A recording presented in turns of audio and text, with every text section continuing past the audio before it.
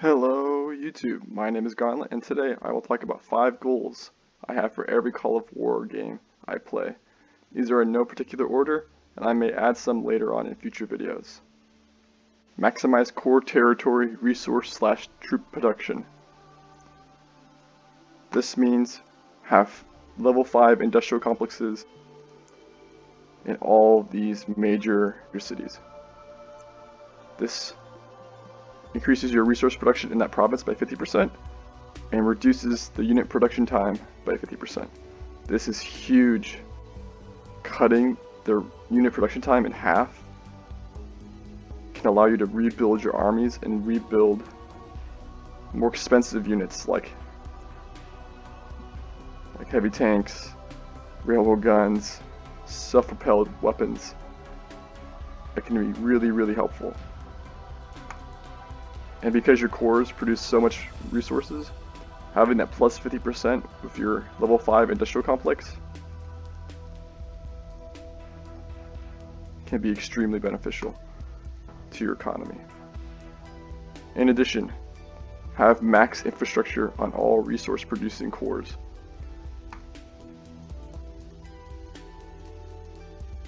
This will again allow you to build more units and also increase the maximum amount of units you can have on the field, because all of your units require upkeep,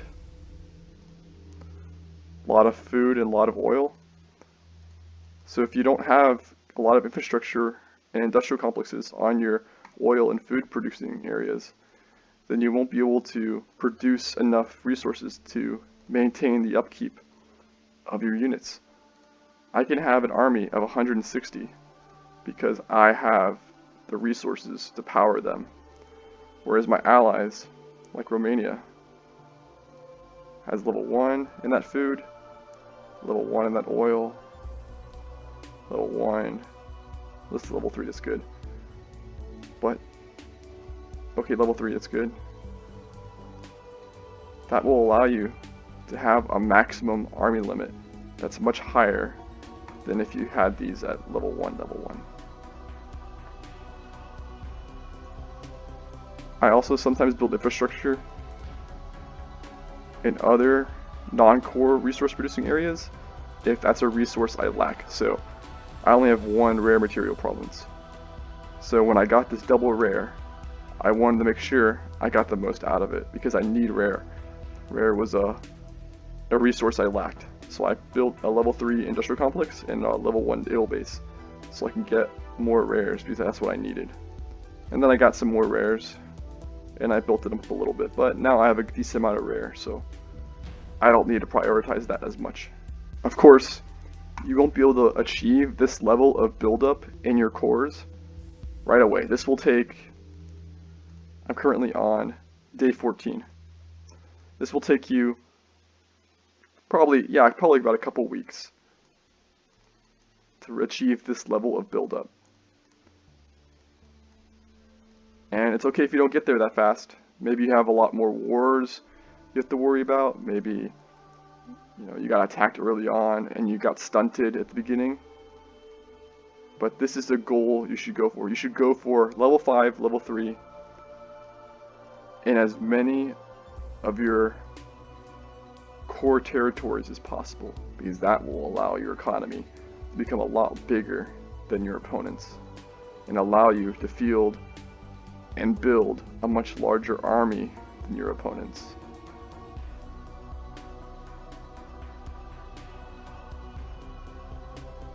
Economy and army go hand in hand. Be able to utilize both research slots always. This means time your research timers so that you'll be active when they're done, so that right when one finishes you can immediately begin clicking your next research slot. And I'll go for SP artillery, why not? I'll be online in 15 hours, so I can immediately pick the next one. This also means I need to have enough rare material to be able to purchase this research right when it ends. And this can be done by buying rare material off the market, but this is unsustainable because it will be a big drain on your economy to have to spend a lot of money to buy more rare every time you need it. So I would suggest highly focusing on building up their rare material province in your core territory to maximize this production. And also, if you get a double rare that's non-core, build that up.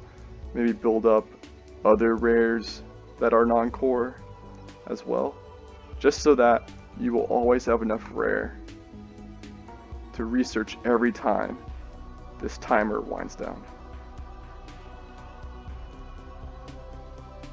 This will allow you to become the most advanced nation consistently.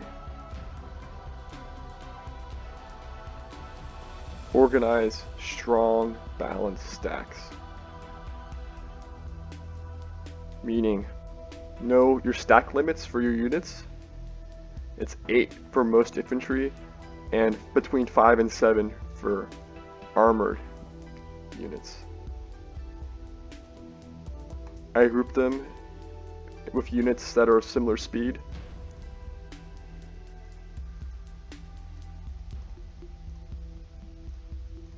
So that the stacks can move at their max speed potential. The stack can deal with planes, enemy armor, enemy infantry, and my artillery can bombard enemy fortifications and also provide counter battery fire against enemy artillery. So this stack can deal with basically anything my enemy can throw at me. Of course, the proportions of how many anti-tank, how many anti-air, and maybe how many anti-tank destroyers I have in the stack will vary based on the intel I can gather about what my enemy has in his stacks. So maybe I'll have 8 anti-tank if I know he likes tanks, or maybe I'll only have 2. Maybe I'll have 8 anti-air if I know they like using aircraft, or I'll have 4, or maybe even 2. But generally I like going 8 artillery, 8 infantry, or 9 to maximize this HP, the 15 HP infantry has, so that it can absorb that damage, and have the 8 artillery to maximize each damage salvo I can do per hour.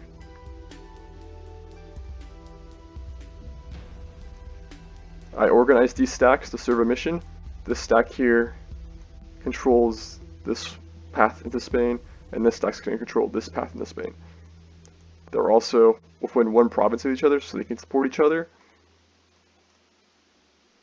And they're going to be able to push into Spain together and crush Spain. This stack here is going to control Italy. And those are the only stacks I need. I don't need to build any other stacks because I'm at peace with Canada. I managed to reduce the amount of fronts I had to fight on to just Italy and Spain. I have plenty of armored units that can move around quickly to reinforce areas. I have aircraft to reinforce areas that need it. But the big thing is I have these really nice infantry with some tank destroyers, but mostly infantry stacks that are the backbone of my army. And they will deal with the enemy backbone. And I found that through my tactics, I can win these engagements when I have strong stacks like this. Another goal of mine is to only have one active front to fight on.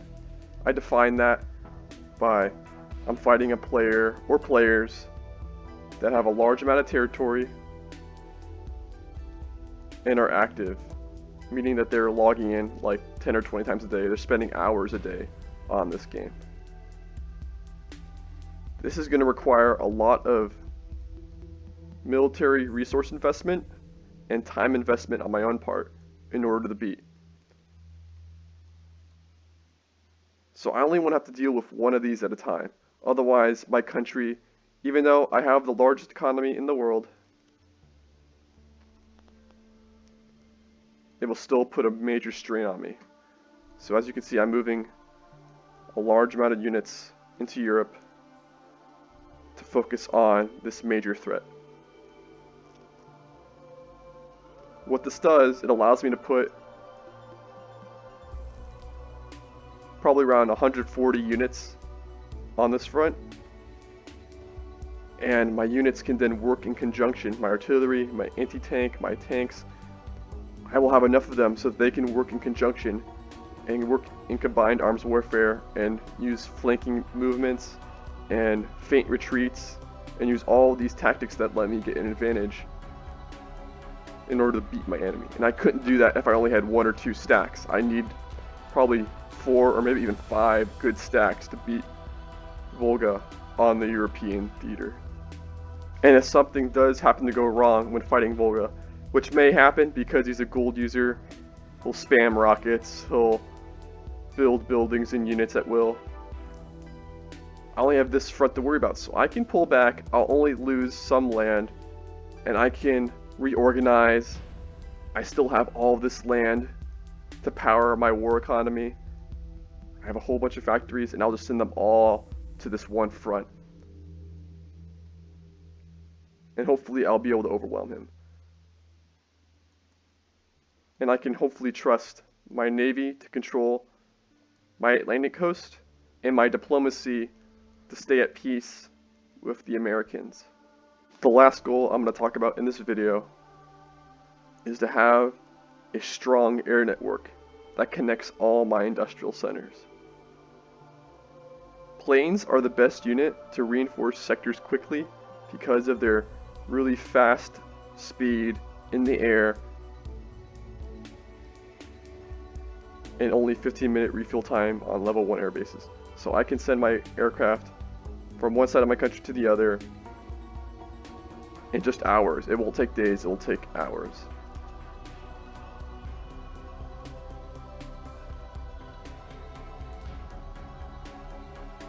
Just in case I have to deal with multiple fronts or have to deal with a surprise invasion, my planes can be there to help.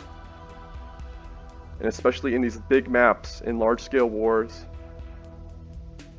your planes will be one of the most crucial elements of your military. I would only suggest building air bases in industrial centers because your industrial centers are where you're going to build units. Those are the areas you want to protect. You can have buffer zones. You can have, like, I'm using Sweden as a buffer zone. I'm not going to build air bases there because I don't plan at launching an invasion. I'll only build air bases to connect my key industrial centers and to make staging grounds from which I can launch scouting and raids. Like, I don't need to build air bases in Central Africa because I have no need to send planes here. I need them to watch my coast. I need them to get to Europe quickly, maybe get to the British Isles, to patrol the British Isles, and also to send to Central Europe to prepare for my big war against Volga. That concludes this video. Thank you for watching. Please subscribe, leave a like, and comment any advice you have. I will see you on the battlefield.